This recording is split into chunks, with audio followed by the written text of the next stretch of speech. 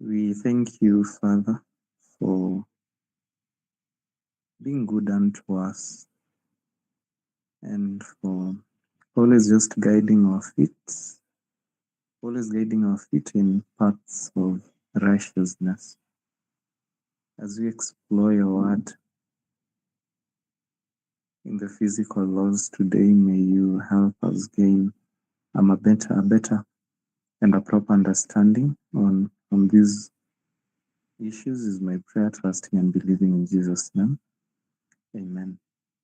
So today we'll just look at lifestyle conditions, so lifestyle diseases. Specifically, we'll look at two conditions and we'll try and speak about the basic expo etiquette and everything that revolves around a health expo. And we'll also talk about, we will see some framework here.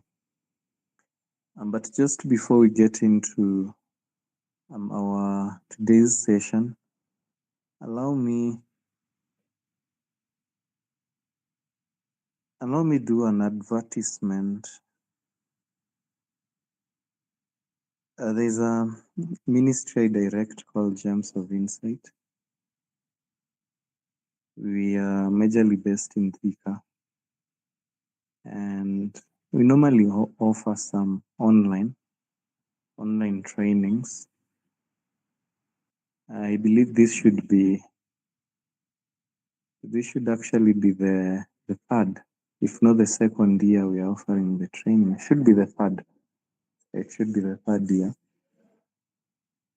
So we began offering it. It is the second year, not the third. We began offering such trainings on medical missionary work in 2022 on February 2022. Initially, Gems of Insight was a website where health articles could be uploaded. I used to blog on health and wellness, but we decided to go a step further and begin training workers well equipped in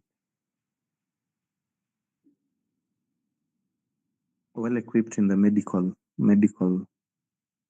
skills, and through the medical skills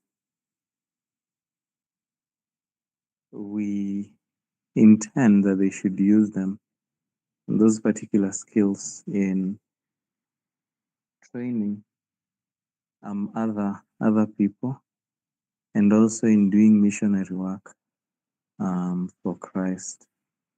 So initially, our trainings have always been offered in two levels. In 2020, we only offered anatomy, physiology, and disease throughout the year. But when the year was coming to a closure,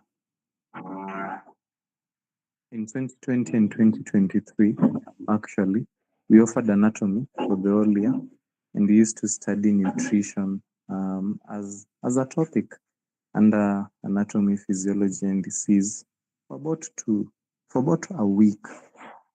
And a week has 4 classes. We have 4 classes in a week. And then in 2023, we reconsidered our syllabus and introduced herbology and botanical medicine towards the close of that year. And so we offered anatomy, physiology, and diseases as a course, as a level, and then herbology and botanical medicine as a course under the second level and advanced level of the training. But then after looking and just trying to consider through all that, we saw that there's a gap that needs to be filled. We saw that it was essential for us to at least study nutrition in an in-depth and in a complete manner that would really complement our studies on diseases, their treatment, and also just studying herbs. And so in this particular year, we'll be offering our trainings in three particular packages. That's nutrition, anatomy, physiology, disease, and abology.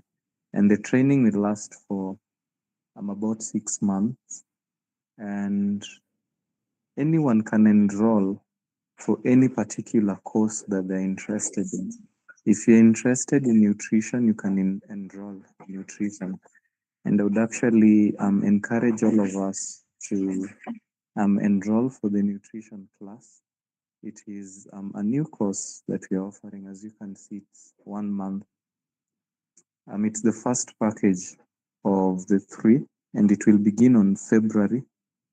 Not really February, but January the 5th. That's next year. January 5th. That's about 6 weeks from today. 6 weeks from today. I really believe that it will be a blessing. After nutrition, we'll just go ahead and study anatomy, physiology, diseases, and herbology. Anatomy is just the structure of the body. Physiology is how these structures function and work together.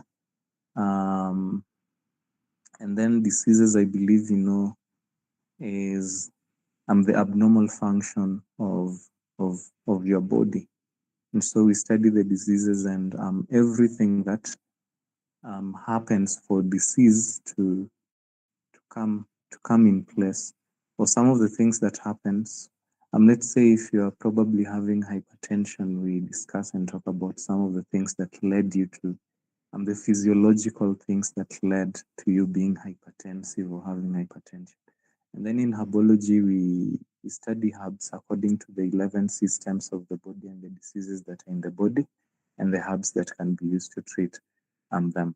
So the nutrition course costs about 6,500, 6,500 Kenyan shilling for the 1 month.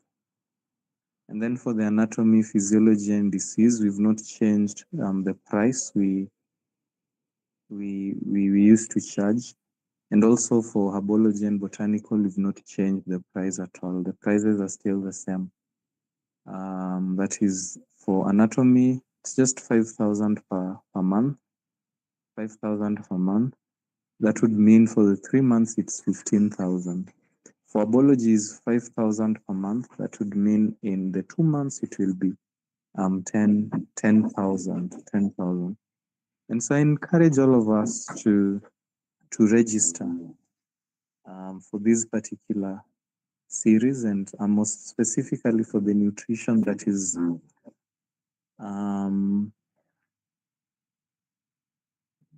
just about to begin.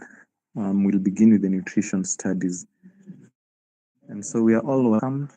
Just send a link to the chat box, a link which we can use to register. So lifestyle and diseases.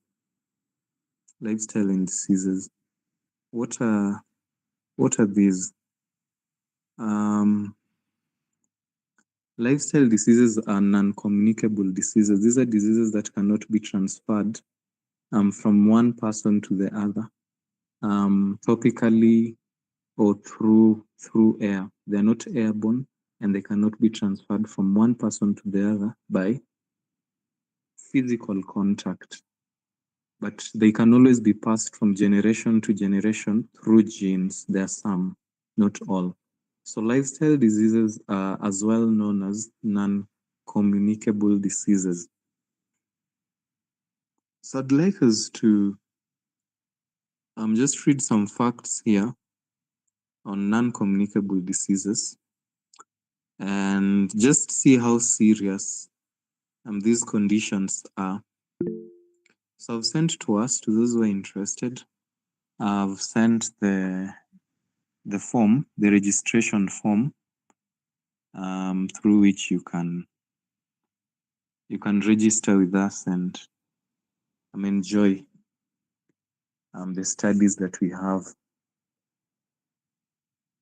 So non-communicable diseases kill. This was a research that was done in 2019,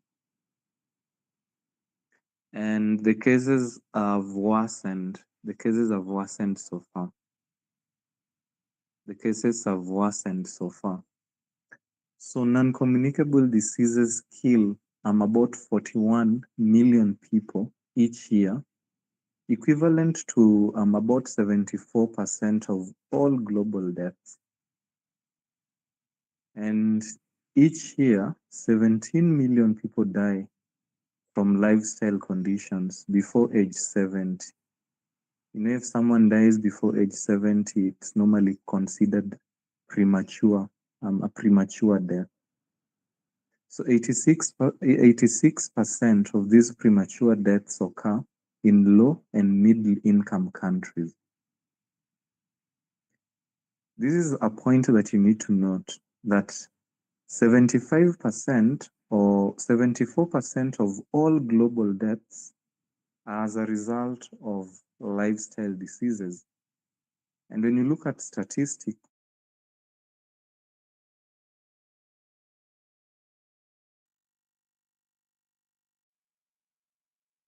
and cardiovascular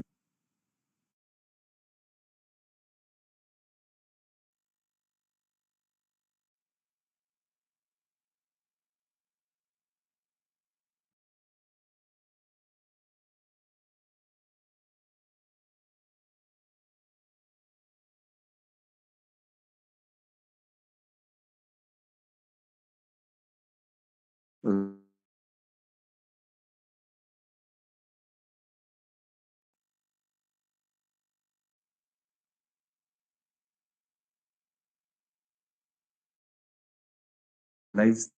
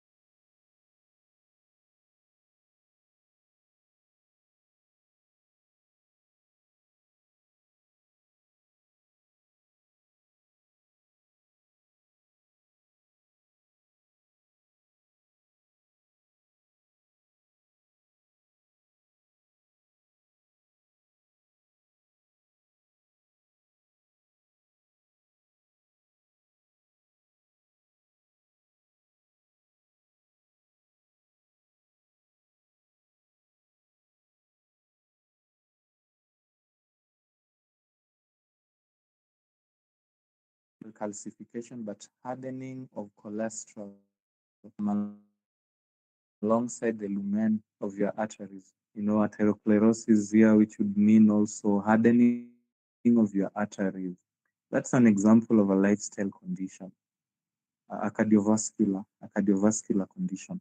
Cardiovascular conditions are examples of lifestyle hypertension, things like high cholesterol, that's a cardiovascular disease. Things like high lipid, things like calcification of your arteries. One of the things that causes the arteries to harden is calcification. Calcification is um, the calcium turning into stones. Calcium being hardened, calcium being turned into stones just along your arteries, on the arteries. And so these particular conditions, they lead to 17.9 million. They lead to 17.9 deaths annually. This is more than what Corona used to do. This is more than the number Corona took away. And cancer kills about 19.3 million people a day. And actually, it is said that about 1,000 people in the US, about 1,000 people die in hospital after every hour from cancer. About 1,000 die in every hour from cancer. That's just how terrible lifestyle conditions are. And that's one of the reasons why we have the health message as a church. And this is one of the things that you'll be doing in the medical camp. One of the reasons why we have health expos or medical camps is to educate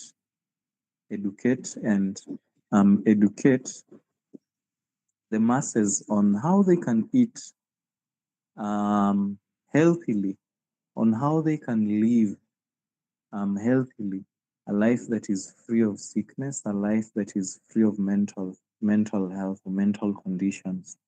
And we really need to know and deeply understand these particular things. That's why nutrition is actually very important to us as medical missionaries. At times, you might go somewhere and there are no herbs. I've gone to medical camps. I normally, in as much as I can prescribe um, pharmaceutical medications, my conscience cannot really allow me. I can't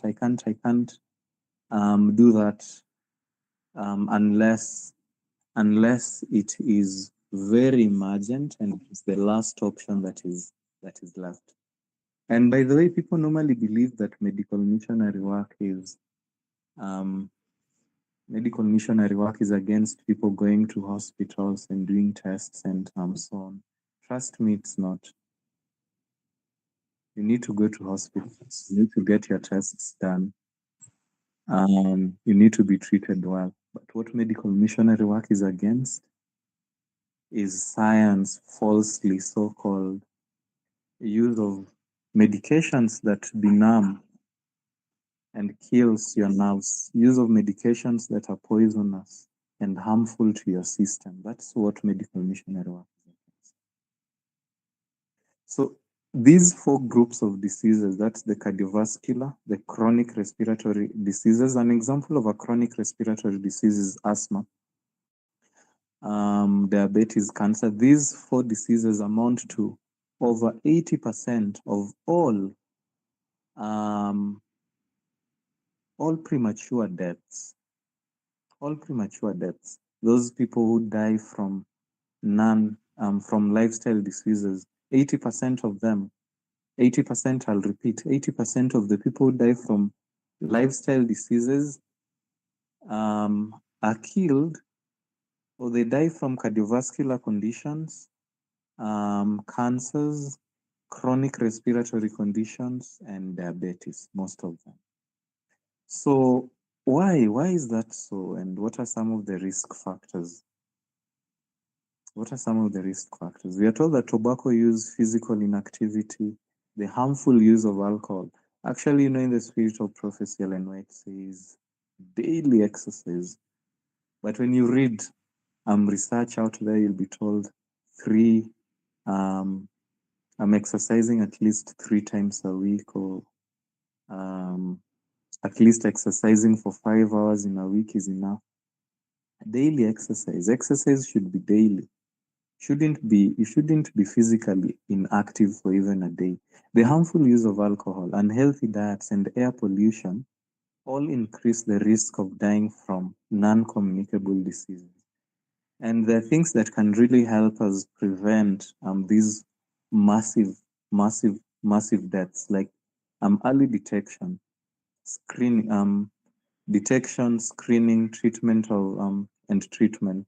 Screening is more or less just testing. And through the screening and testing, we can easily detect. So early detection normally helps a lot in ensuring that such deaths don't happen. And actually, sadly, in Kenya, most of the cancer diagnoses that we normally have are normally terminal cancers, the end stage cancers, the stage 3, stage 4 kind of cancers. Why? Because of the health system is really not that well. So palliative care at times normally help. And this is what we do a lot as medical missionaries. This is where we now take advantage of the laws of the land and just put up palliative institutions and just take care of the sick at the comfort of a country home. And so examples of non-communicable diseases or the lifestyle conditions There you go: cancer, diabetes, chronic respiratory diseases, obesity, cardiovascular diseases, and so on. And there are four risk factors. We have modifiable. These are things that you should now just take keen note of if at all you'll be if at all you'll be attending the medical camp. Take note of the slides that follow. We have four risk factors for cardiovascular conditions, or for the lifestyle conditions in general. We have modifiable behavioral risk. This is where now nutrition and wellness comes. These are behaviors. These are behaviors that can be easily changed. You know, modifiable behaviors such as tobacco use, physical inactivity, and healthy diet. We'll be able to understand the unhealthy diet, what entails unhealthy diet, just in a few. And harmful use of alcohol. Any use of alcohol is harmful.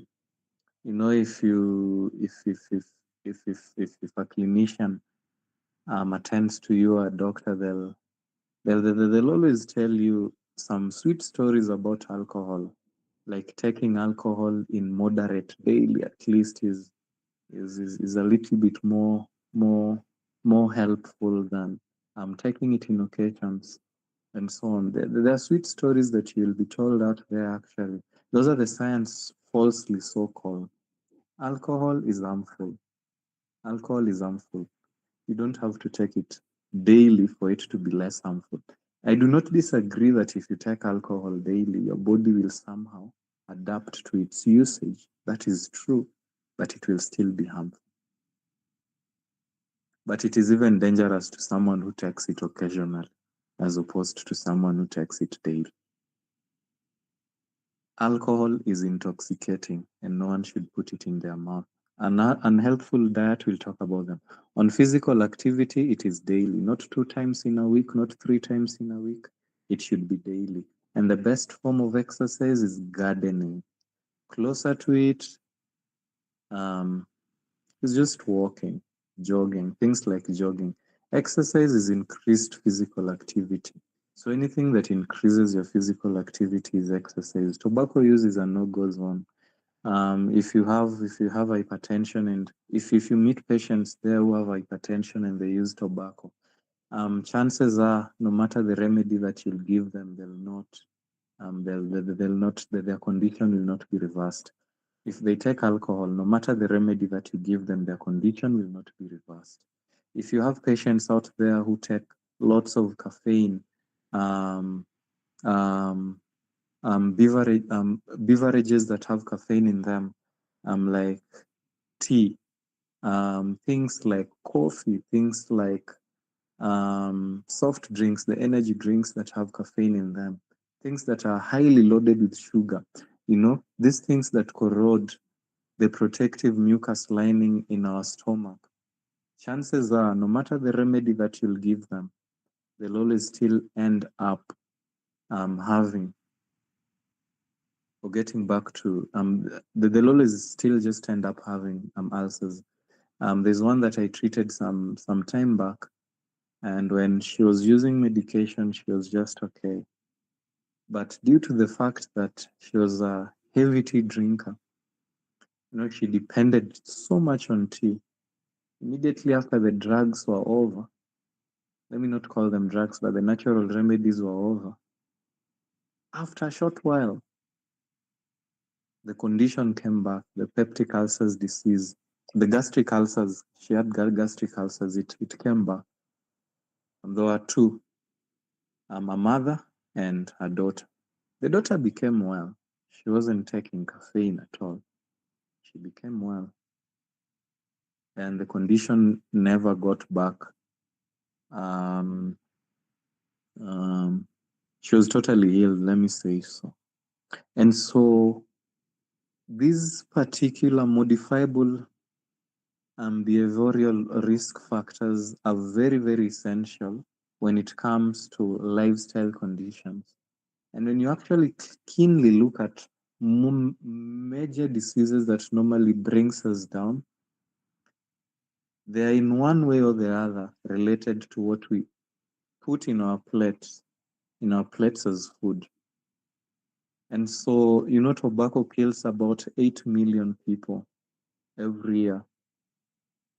I believe that's also more than what Corona did some years back. 1.8 million annual deaths have been attributed to excess salt intake. And by salt, we specifically mean sodium, excess sodium intake. And sodium is an extracellular fluid.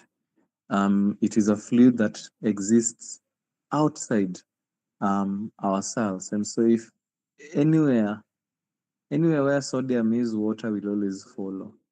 And so excess sodium intake will always cause hardening of your arteries. It will always cause dehydration and so on. And so cells will more or less be fast. The cells will be starved. It will cause taking salt in excess, sodium to be specific, in excess will cause starvation of cells and even cellular death. That is the cells dying. And this can easily cause people to die. And this is a major risk factor. Sodium intake, high sodium intake, it's a major risk factor for cardiovascular conditions. By risk factor, what I mean is that a risk factor is something that, how can I explain it?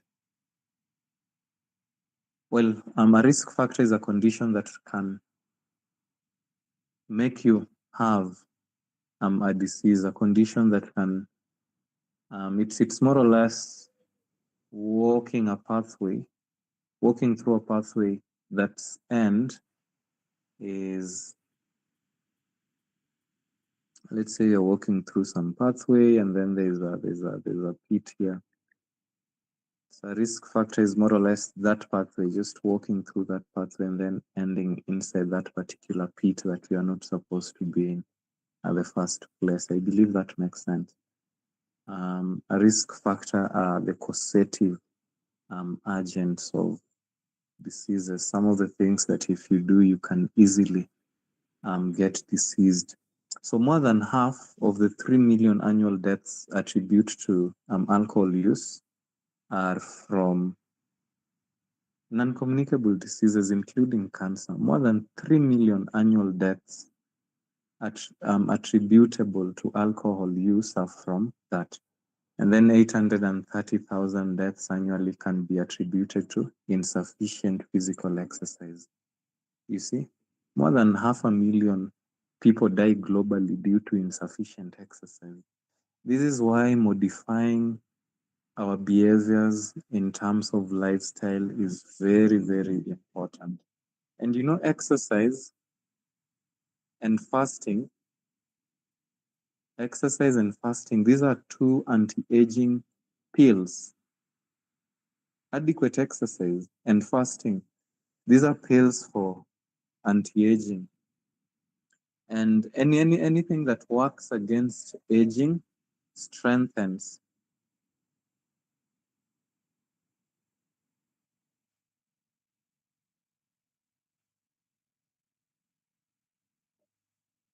Anything that works against aging strengthens and rejuvenate your cells. And your cells are the powerhouse of health. And so the second risk factor, is metabolic factors, metabolic risks. And there are 4 key metabolic changes that can increase the risk of lifestyle conditions. An example is raised high blood pressure. When your high blood pressure is raised, you can easily have kidney conditions. You can easily end up having kidney disease, and vice versa. A kidney condition can as well cause high blood pressure. When you have high blood pressure, you can easily have stroke. And there are certain things that we've talked about under behavioral factors that can lead to rise in blood pressure. An example is high sodium intake. So overweight or obesity is a risk factor for diseases. An example, people who are obese, it is, according to research, most people who are obese, they normally tend to have resistance to insulin. Insulin is a hormone that helps in regulating blood sugar. Insulin is a hormone that helps in ensuring that the glucose or the sugar that is in your blood is lowered to its normal level. And so if you're obese, if you're obese, it means you're taking excess fats. Carbohydrates at times is normally not the cause. The fats are normally the problem. And so if you take excess fats in excess, then what happens? There'll be fat buildup in your cells, and the cells will not respond to the function of insulin. Why? Um, due to excess fats that negates the use of insulin or insulates insulin from just doing its work appropriately.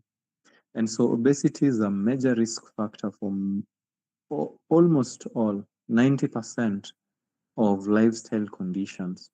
And so if you have insulin resistance, it means you'll end up having diabetes type 2. Obesity is a risk factor for hypertension.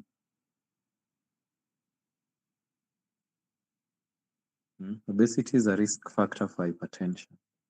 Obesity is a risk factor for heart disease, arterial fibrillation, um, um, ischemic heart conditions, and the rest. So we also have high blood glucose levels, and high blood glucose levels can easily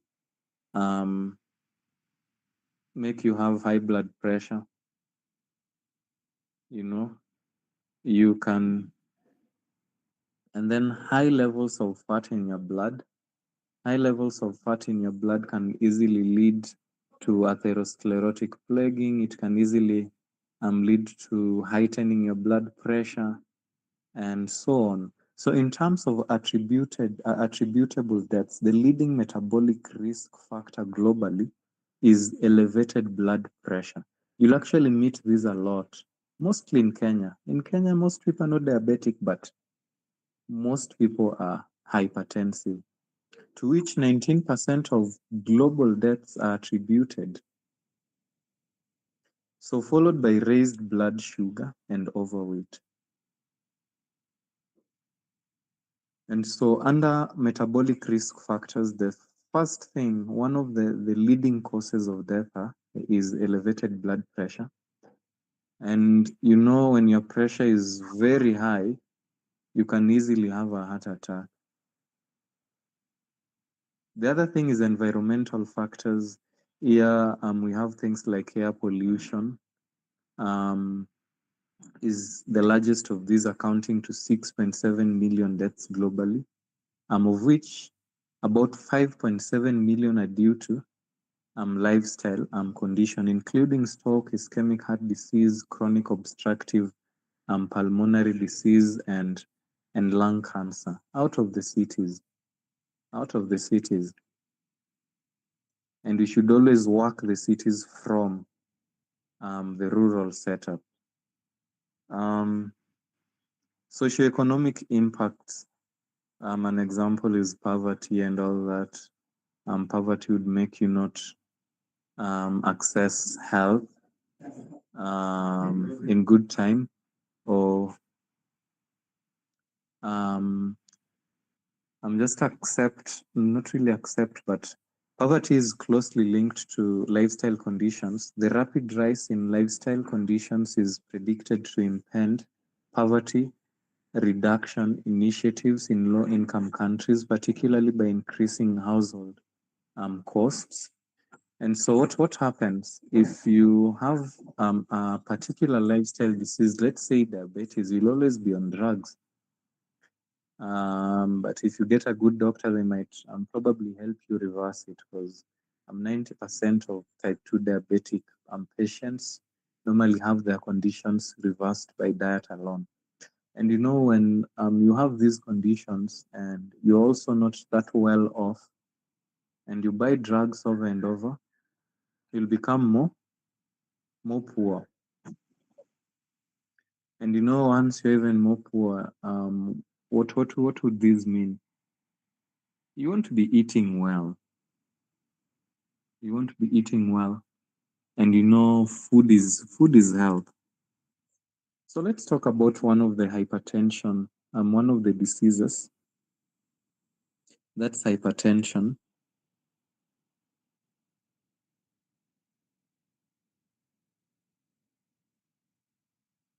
That's hypertension, and hypertension is at times it's high blood pressure. This is when the pressure in your blood vessel is too high. That's 140 over 90 milliliters of mercury or higher. If your blood sugar reads this or higher in in 2 different days, then we pronounce you hypertensive.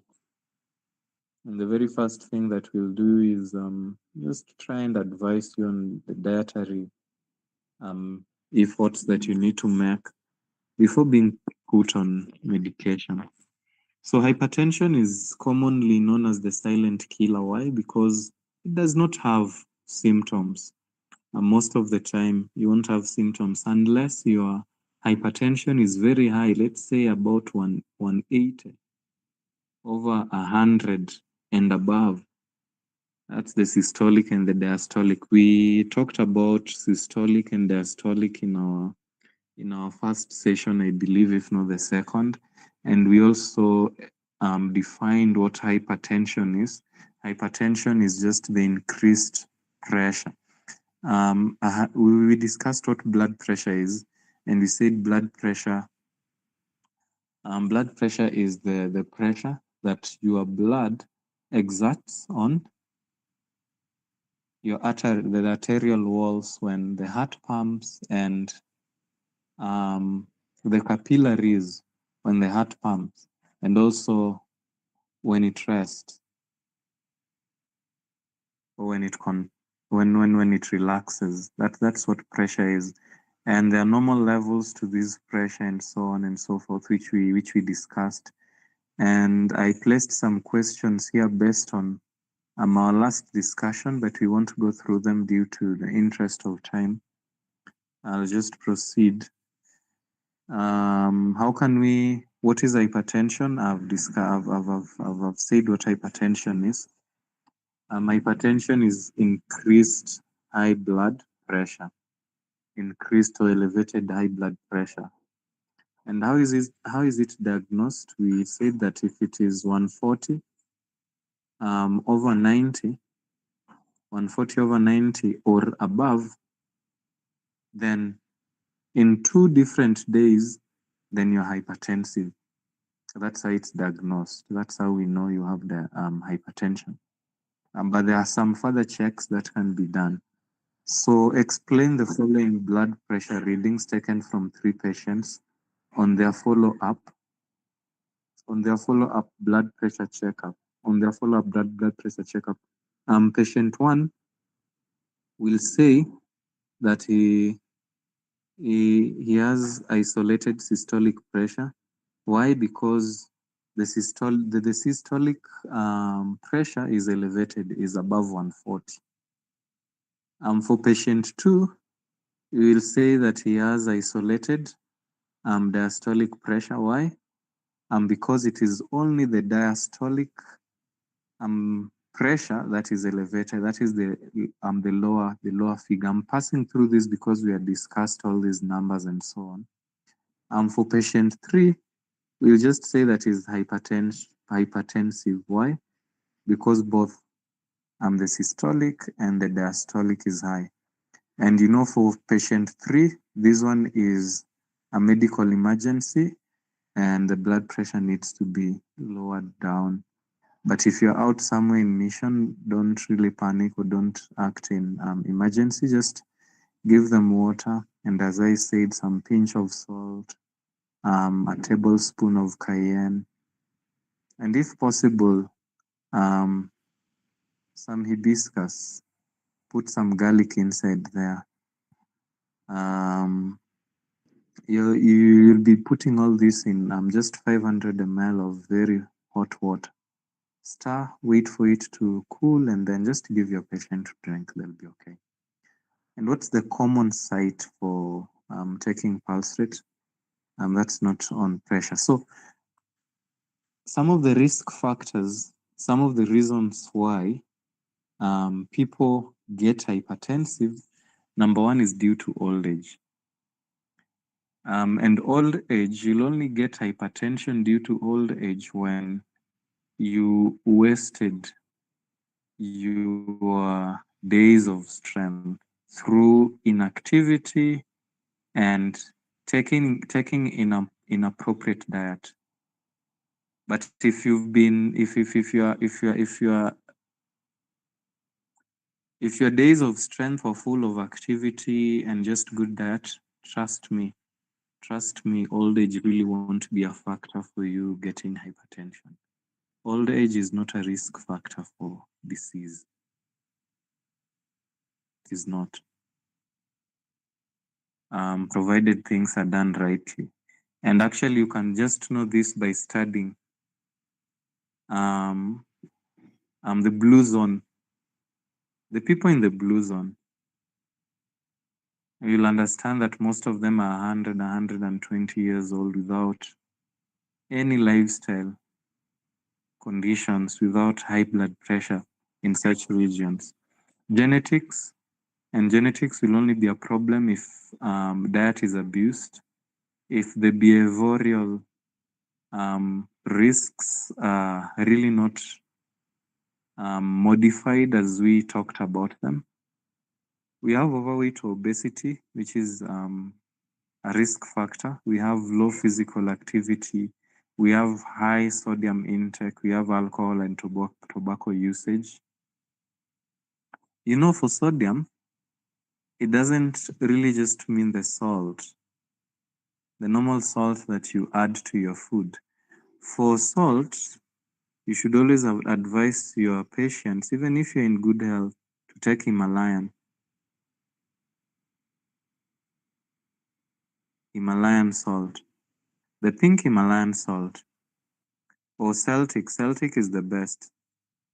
If you can find Celtic, it's the best. They're a little bit expensive here in Kenya. Himalayan salt can do for salt, and let them just use it temperately. Alcohol, this is very clear. We don't have to talk about it. Caffeinated beverages. This one, but before we get to caffeinated beverages, there are other places that you can find the inappropriate salt that you're not supposed to eat. An example is your refined product, your the shelf, the foods that we buy from our shelves, the processed products.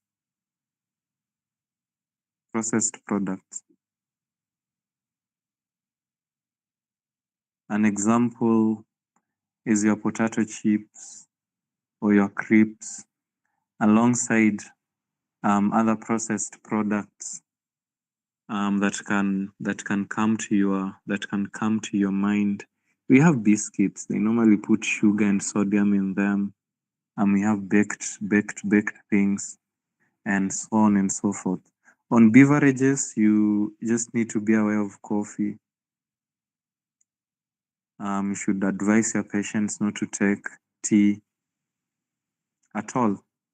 They shouldn't take these things at all. Should advise them not to take drinking chocolate because it has theobromine, which is a little bit worse in cases of hypertension than caffeine. Drinking chocolate or cocoa, drinking chocolate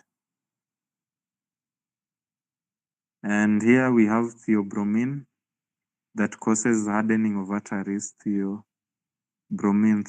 is a chemical, just like caffeine, that causes hardening of arteries in drinking chocolate or cocoa. And you should always advise your patients to take lots of fruits and vegetables. So low intake of fruits and vegetables is also a risk factor. It's actually a major risk factor for hypertension. And if someone has hypertension and they're not taking adequate vegetables and fruits, trust me, they'll never be well. They'll never reverse their condition. So saturated fats and trans fats as well are very essential when it comes to reversing hypertension. And in this case, we are talking about essential hypertension. Actually, we have two types of hypertension. Those whom have gone, those whom have, okay, yeah.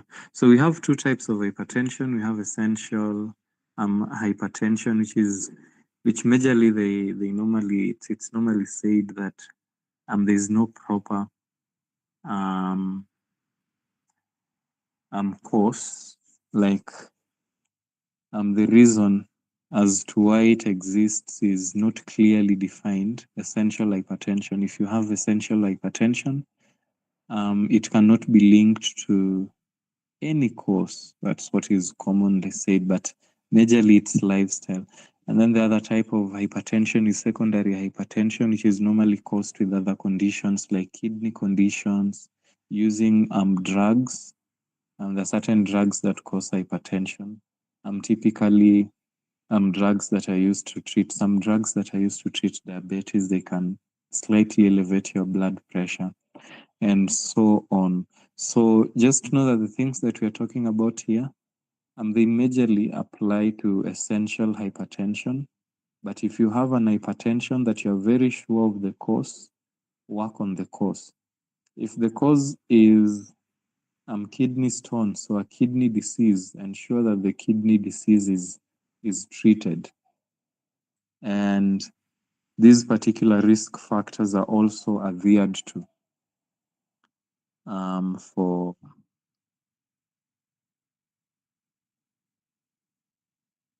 healing. So if we had time, we could have talked about all these types of hypertension and how we can know. But we always mention all these in our trainings, so you can consider joining. So saturated fats and trans fats. I believe we talked about saturated and trans fats in our training. And saturated trans fats, you'll majorly find them in your processed products, the cakes, the breads that we eat, and saturated fats as well. So they're not only found in your meats. You might be a vegetarian. Actually, there's a patient I was treating. She lives in Texas, US. She has arterial fibrillation. You can actually keep her in prayer. And she's a vegetarian, and to me, she had to she has two heart conditions actually. Arterial fibrillation, and her mitral valves are a little bit weak, and so there's a bit of regurgitation of blood in the arteries, not in the arteries but in the heart. And when we were talking for the first time, I learned that she was a vegetarian. And the oils that she actually used just one oil, olive oil. The best oil actually that you can use, the healthiest oil. Let me just say the healthiest oil. But the way she was using it, when I now started questioning further, I realized that the way she was using the oil was wrong, and then there are certain things that were also wrong in her diet. She used to deep fry the olive oil, and taking deep fried oils, mostly the healthy oils, is really bad. You better deep fry the eliantos and the rest than fry your red palm oil or your coconut oil. Why? Because they have very low boiling points and they can easily turn cancerous. They can easily cause cellular death, you know. But for olive oil, its boiling point, it's normally a bit high. But still, it's still not a reason for you to deep fry it either way. So saturated fats normally come to us from deep fried oils and trans not saturated fats, but trans fats normally comes to us from mostly deep fried foods, deep fried oils, and it is the worst kind of fat that you can take or eat as a person. And you know, when you're a vegetarian and you take deep fried foods like potato chips, you take deep fried foods like mandazis, um, um, yeah, you know the deep fried foods, and you probably take things like in migraine, um, baked cakes. There are lots of trans fats in them. You know the breads, the cakes. There are some processed um, foods in the supermarkets that have them, the trans fats. Always just read. And they're not only in meat, also saturated fats. They're not just in meats. You might be a vegetarian, but probably you're taking bread. You're a heavy bread taker.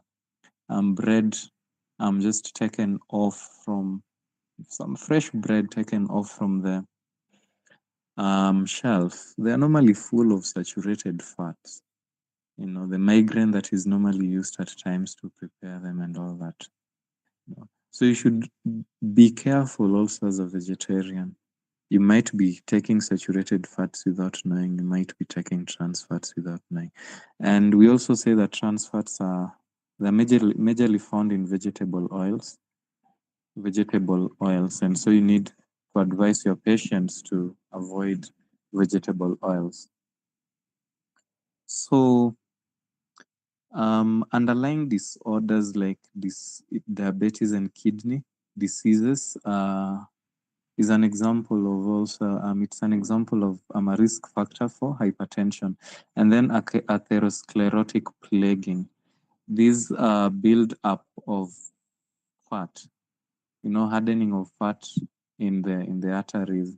Hardening of fats in the arteries is atherosclerotic plaguing, and this can only be caused by a rise in um, serum cholesterol or a rise in triglyceride levels. And you know, one of the reasons that will lead to triglyceride is a type of fat in your blood.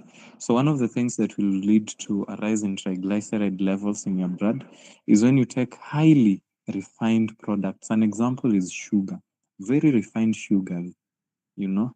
So when you take such things, carbohydrates without the apparent fiber in them, the blood sugar will spike at a very short time, and this will lead to a rise in triglyceride. And what will the triglyceride do in turn? It will harden your arteries, and it will harden your arteries, and it will also cause a rise in cholesterol, and the cholesterol might, if you're not lucky, cause atherosclerotic plaguing. They might harden just at the wall of your arteries, narrowing your narrow lumen even further.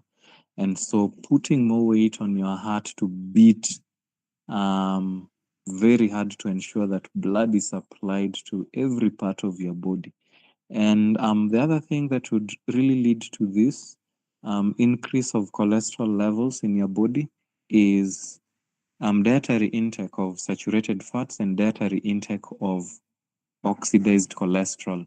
We talked about oxidized cholesterol, and we saw that the major source of oxidized cholesterol is your deep fried foods, mostly your deep. If you fry anything that has cholesterol, if you fry anything that has cholesterol, the cholesterol that is in it will do what? Will oxidize, and that's the worst form of cholesterol. You know, it is said that even taking eggs once in a day would lead to a significant rise in your cholesterol levels. And so these are some of the things that you should advise your patients to stop taking so that they can be cured, so that they can be healed. We are told in Proverbs chapter 26, verse 2, that as a bird by wandering, as a swallow by flying, so the causeless shall not come. There is nothing that comes without a cause. You know, in the Old Testament, diseases were always considered as a curse. And you know, Ellen White says getting ill is sin, and sin is a curse. That's why Christ was crucified on the cross, you know.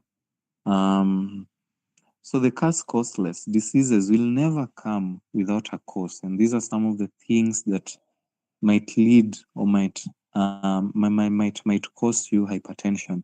I'd like to include drug medication. Let me say prescription medicine, prescription. For those who are writing, you can just add medication, prescription medicine, or prescription medication. Prescription medicine is better. Can also cause secondary diabetes. And then, yeah, I think that's the only thing that is missing in my slide. There's more to talk about under hypertension.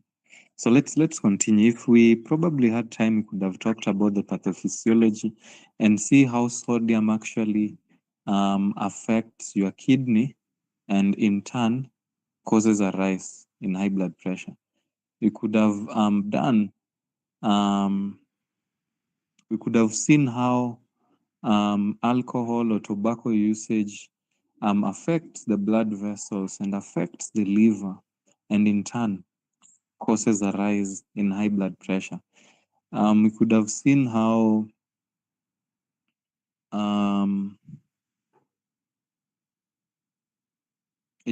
could have seen how obesity puts a burden on your intestines, how obesity puts a burden on your liver, and in turn causes high blood pressure. But due to the interest of time, we really won't be able to explore all that. So signs and symptoms. As I said, when someone is hypertensive, there's rarely a sign. But very high blood pressures, people with very high blood pressure can experience severe headache, chest pain, blood vision, and the kind of chest pain that they normally feel. You feel like an elephant is sitting on your chest. I had a patient who used to feel this a lot. Chest pain, very severe headaches at times, abnormal heart rhythms, and difficulty in breathing, mostly during the night.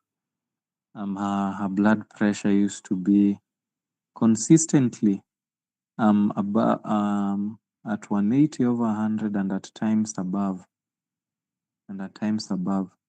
for quite some time. She had some kidney condition. She had a kidney disease, kidney failure, actually, to be specific. Her kidneys were failing. Kidney failure. That's what she had. So these are some of the signs that you'd experience when your patient's high blood pressure, when your patient's pressure is very high. So I'd like to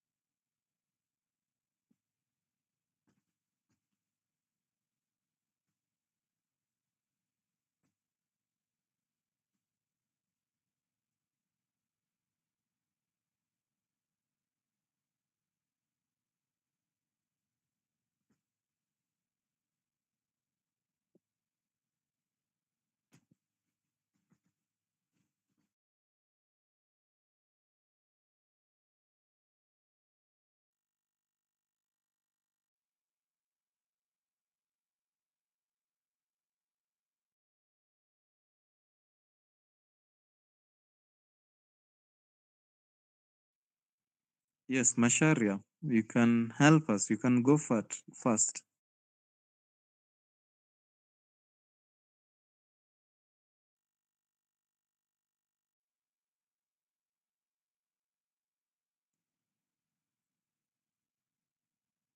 How about Faith?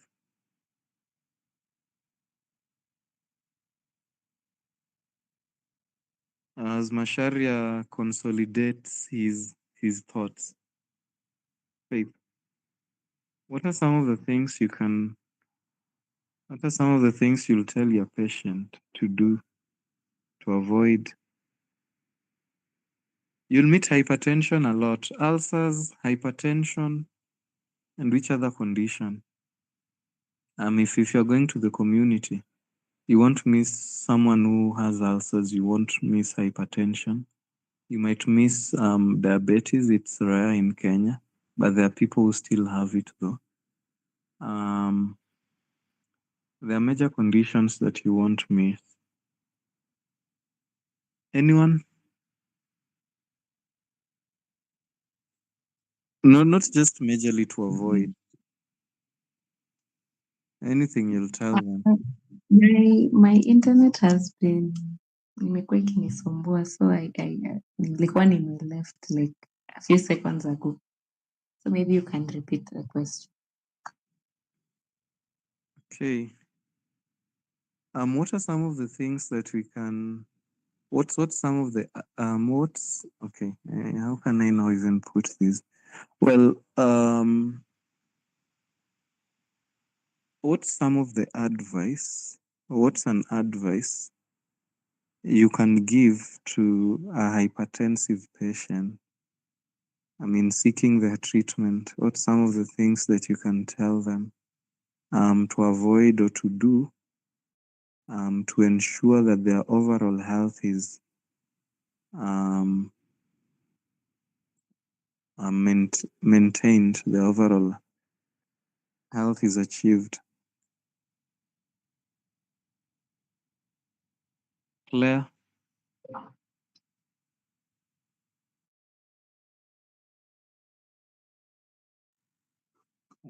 because I want to talk about the herbs if you guys don't give me Well, I this one. can say I'm not clear, but I think I can say something. Well, Go ahead. depending on, um, for instance, like you said, obesity, if a patient is obese, then oftentimes they're susceptible to being pre-hypertensive or having hypertension. And so in such a case, I can tell a patient to probably work on, um, being a little more active. Kama ni eating habits ndio mbaya, because eating habits can also cause obesity. Eating times, consistency in eating, the type of food you eat. I'd also advise on that. And yeah, something else, I'd also talk about what they should avoid. In terms of diet, the kinds of food they should avoid, which include milk, meat, eggs, basically animal-based products that will definitely worsen their condition, regardless of whether they're taking the medicine, the herbs. Yeah, stimulants like coffee and tea, etc.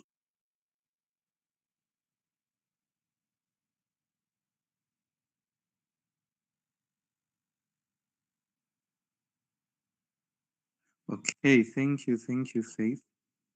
So one of the things, if the patient is overweight, Faith says she'll advise them to lower their weight. Anyone else? And in lowering weight, she has mentioned two things.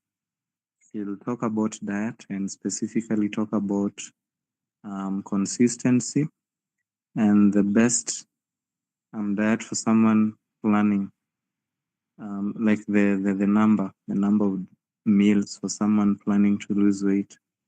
It's normally just two.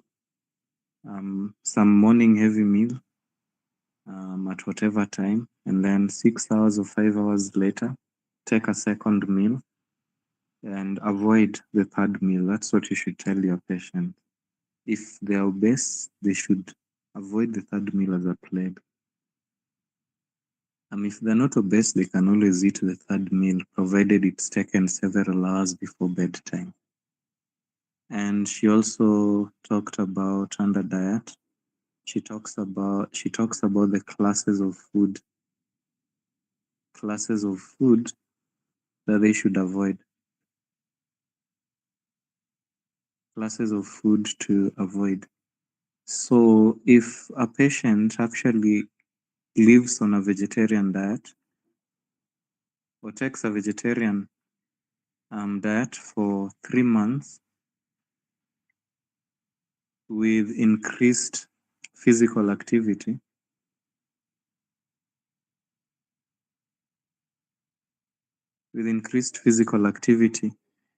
you'll see a significant reduction in their weight. Just a vegetarian diet with increased physical activity. And in the vegetarian diet, 90%, let me say 80%, not 90, 80% should be raw foods in form of vegetable salad or fruit salad, and 20% should be cooked foods. So this is what you'll tell your best patients. You know, this is the way. So increased physical activity, the classes of food that they need to avoid. That's your plant-based proteins. And you know what causes obesity mostly is fat, because your fats have more calories than what is in your carbohydrates. Yeah. So I saw someone was trying to speak. Was it Claire or Rita? It was Rita. You can give us your 2 cents on this as well. Okay. Um, Definitely, once you take a good history, you'll be able to know what kind of um, lifestyle they have, their moods, and whether they have a sedentary lifestyle. So one of the things is to get them moving, how whatever kind of movement that they may do, but especially if they're obese, if they can start walking, and then rest. Rest is very important because now with this computer era, people working long hours, spend a lot on screen time, so we don't have enough rest. And that's when the body is actually trying to reorganize itself and to deal with issues, deal with waste and things like that. And then, of course, eating more of already mentioned producers as opposed to eating being a secondary consumer or primary consumer or secondary consumer. Then enough water. And of course, that goes with there is reduced sodium chloride, so you take more of Himalayan salt or Celtic salt. Um, yeah, and yeah, basically that. And then I think also spirituality, it's important for them, for psychological health, because most of the people who are obese, you find mentally they are in a space of quote unquote depressive kind of mood. So if they're in a place where they can spiritually engage, either with God or in church, where the other fellow believers, that social interaction helps. And then, of course, if you are a smoker and or take alcohol, those are things that should just be stopped or immediately. Those are things that you just get off your radar. Thank you.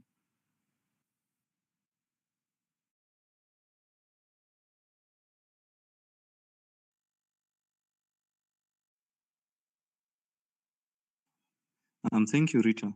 So I've captured some of the things that I didn't mention. For hypertensive patients, actually rest is very important. For any patient, if they have metabolic conditions, rest is very, very important. And if you want quick recovery for your patients, ensure that by 9:30 p.m. they've begun their process of sleeping. Rest is very, very important for them. And then water, depending on their weight, 2 to 3 liters. 2 to 3 liters. In physiology, we are taught 2.1 liters is enough, but it depends. It depends on weight. So spirituality is very, very important, and there is no way someone's mind can be at peace unless it is stayed on Christ, unless you meditate on His words day and night. That's our only source of peace. And as we know, a merry heart is medicine. A merry heart is medicine. And for hypertensive patients, as I didn't mention about stress, but stress could result to release of certain hormones that would increase your triglyceride levels, hardening the arteries. And cortisol hormone in itself hardens arteries, and in this wise, it would lead to rise of, it would lead to elevated pressure. So these are some of the things that we've noted. So, and these are the ways to treat and also to prevent. Prevention is normally better than cure.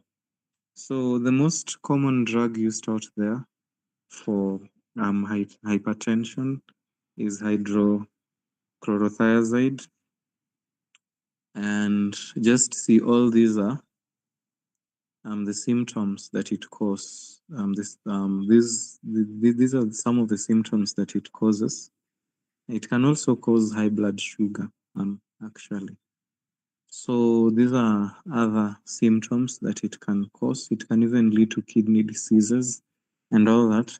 And so drug medications, they'll always never help if you're working on something long term, unless you're working to take them or use them for long term. They'll always never help. So these are some of the side effects. I just took the major drug that is used for hypertension. But for hypertension, there are 4 drugs that we use. We use diuretics. These are drugs. This is a class of medication that helps in ensuring that excess water in your system is removed. And then we have the calcium channel blockers that ensures that there is not um, ensures that the calcium in the heart is really not that much, and it ensures that the heart at least is kept elastic to do its work of pumping and all that. And then we have ACE inhibitors, um, angiotensin inhibitors. They, angiotensin 2 normally causes hardening of arteries. So you'll be given drugs that inhibit the activation of angiotensin into angiotensin 2 and all that, so that the arteries cannot be hardened, and so on and so forth. But these are really not important to us right now, because most of the herbs, if you study them, the ones that we use, they just have the more or less the same properties in them. So when you find someone that is sick, this is a common procedure that we should always do as medical missionaries. In case of sickness, the cause should be ascertained and healthful conditions should be changed, wrong habits corrected. So the first thing, as Rita said, ascertain the cause, and the only way you can know this is by talking to the patient. Um, Diagnose, we call it clerking. Diagnose, talk to the patient. Talk to the patient. Diagnose. Tell. Just create some rapport, make them comfortable. And once they're comfortable and I'm just okay with you speaking to them, they'll tell you everything that you need to know. It's so unfortunate we really didn't find time to talk about um, all that, creating a rapport and all that. But these are things that will they'll actually just come naturally, nonetheless. But what we chose to do first, it won't really come naturally. It won't come naturally. You have to study and read. I'm not saying that you don't have to study and read for good interrelation skills. You should also study and read so that you can relate with others well. Personally, I've had challenges um, mostly relating to people. I'm someone who doesn't easily keep friends and all that unless the friend makes an effort in keeping me as their friend, then there'll always be no friendship between us. So unhealthful conditions should always be changed. This is where now lifestyle changes, the things that you are talking about comes. And then you charge the patient and you advise them to change their wrong habits because that's the only way they'll actually be helped from just using their resources in senseless medication and unhelpful medications. And so, after doing all this, after advising the patient on lifestyle and telling them, oh, yeah, on lifestyle, telling them what to eat and what not to eat, and you can probably just give a call and ask them if they are willing and able to live by the requirements of the lifestyle advice that you prescribed. If they are, then go to the next step. Assist nature in its effort to expel impurities, because that's what disease is. Disease is the effort of your body to expel impurities. So give them some natural remedies to help their body expel these impurities, you know. But if they're not willing to do some lifestyle changes, do not waste your herbs. Just keep them and give them to someone who is willing to um, give them to someone who is willing to change their habits. So yeah, because at times the herbs might not be enough. So you really shouldn't feel pity to at times that much and all that. Anyways, the treatment. These are some of the things that you can do to help treat diabetes. These are some of the herbs that you can always give and use. An example, corn silk is a very good diuretic. Cayenne pepper is an ACE inhibitor. Periwinkle is an ACE inhibitor and a calcium channel blocker and all that. Olive oil and flaxseed oil, they normally help with lowering cholesterols and all that because high cholesterol is one of the reasons at times why people have hypertension and all that if it's essential hypertension. And by the way, the water that your patient uses is very, very essential for them. Chlorinated water causes hardening of arteries. Fluorinated water causes hardening of arteries. So the kind of water that they use, and fluorine is normally um, very resistant to heat. For chlorine, you can boil your water and you destroy the chlorine that is in it, but fluorine will always maintain. And always just put some rosemary in the water, it will always help ensure that the fluorine is hydrolyzed, is done away with. Sunbathing, very essential for hypertension, exercise, daily exercise, proper dress, reduce stress, ensure if they have stress, talk to them and understand why are they having stress, what are some of the things that are giving them stress, provide solutions to them, you know. Um, these are some of the foods that help. So the juice that will help your patients with hypertension, right? Um,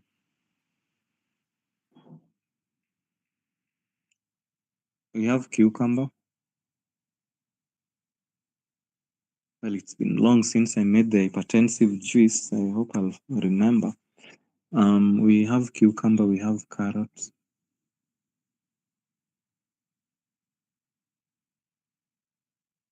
There's one ingredient that I'm forgetting.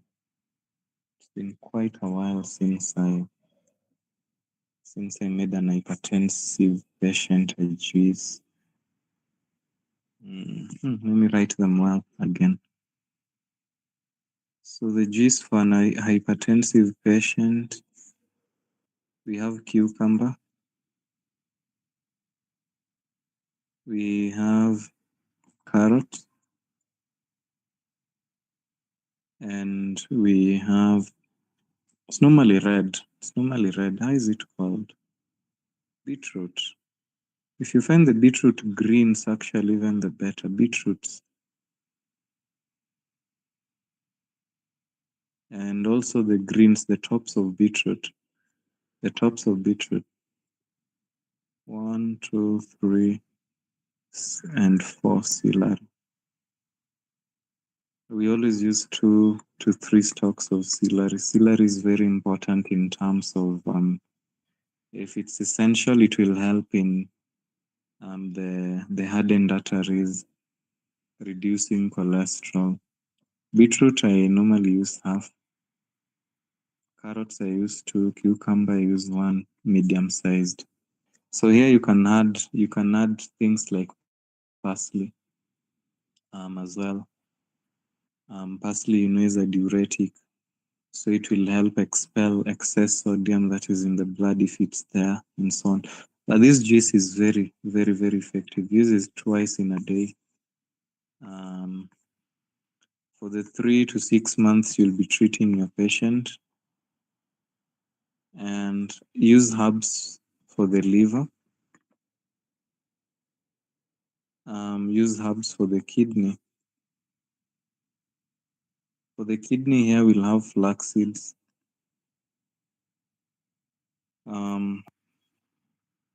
We have corn silk.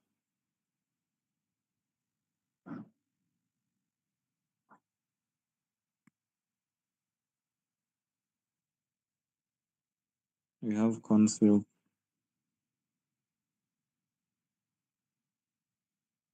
You know. This is molasses. Molasses actually is essential every morning. Give your patient molasses every morning. Hypertensive patient, high blood pressure patients, give them molasses every morning. Plus 1 to 2, not 2 to 1, 1 to 2 teaspoons of cayenne every morning will really help. 1 to 2 teaspoons of cayenne. And molasses, just take 2 tablespoons in your one glass of water, warm water. 1 glass of warm water every morning for hypertensive patients, for diabetic patients. The potassium broth, advise them to make the potassium broth every evening, because potassium normally helps with the arteries. Magnesium as well. If you can find the magnesium supplements and potassium supplements, the better.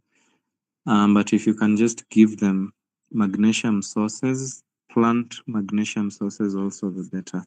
So there's actually a lot to talk about in the treatment of hypertension here. There's garlic, there's onion. There are hypertensive patients that will get well just by taking garlic and onion alone. There are those that you really have to do more, and so on. So you just need to understand your patient. Hey, ensure that the fiber is high. And for hypertensive patients, ensure that they have at least 3 bowel movements in a day. If they're eating 3 times in a day, ensure that they have 3 bowel movements in a day. If they're not having 3 bowel movements, use a laxative. Use a laxative 3 times in a day. We have to get the boils running. Anyone who has a chronic disease, the boils have to run. And you can do 3 enemas in a day. Not in a day. 3 enemas in a day is for cancer. Do 3 enemas in a week. Also for diabetic patients, 3 enemas in a week. I really feel like I'm going too fast in this particular slide due to time. This one here is a hub for the kidney. Yeah, dandelion. It's a hub for the kidney. So these are some of the complications if your diabetic patient is not managed well. These are some of the things that they'll have. So I'll just beg to stop at this point. I really want to get to diabetes, but it was nice just having these lectures with you.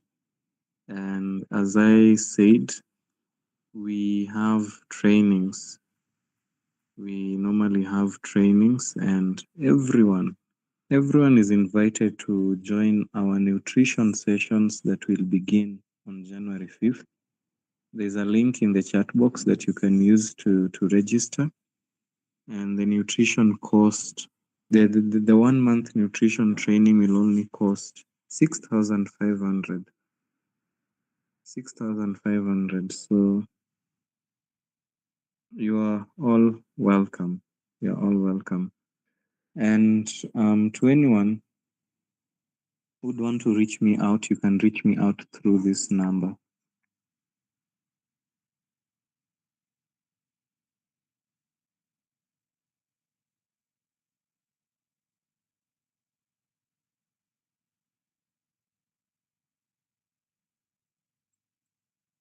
That's 0794 49 19 20, Denzel. So have a nice time and may the Lord bless and keep you. Let's believe and pray. We thank you, Lord, for the gift of life and for your protection.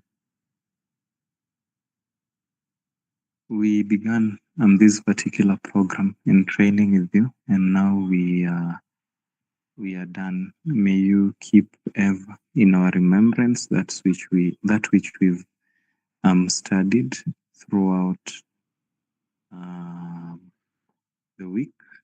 Throughout the 2 weeks is my prayer, trusting and believing in Jesus' name.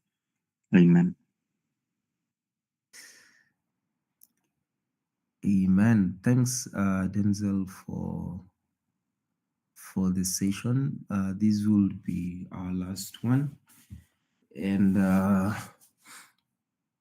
um I hope you guys learned something during the 5 days, and I'm really hoping you're going to share what you learned as well and use it as a ministry. In fact, now you don't have an excuse of you not doing anything. You have the knowledge, and as well you have invites to join ministries. You've been invited to join James of Insight. You've been invited to join Advent Band. You've been taught, you've been given knowledge. So use it wisely, and Mungu abariki sana. So Denzel has shared a form on on the chat. So this is for the training he was talking about. So just take time to go through it, and if you can, I'd advise you to fill it. And then the form as well has a link to the group, that is the general group. So if you need more guidance or more information, just scroll down to the form and click on the link there. Probably some might miss it, so let me just share my screen so that I can show you where it is. Oh, yes, here. So you'll find it here. This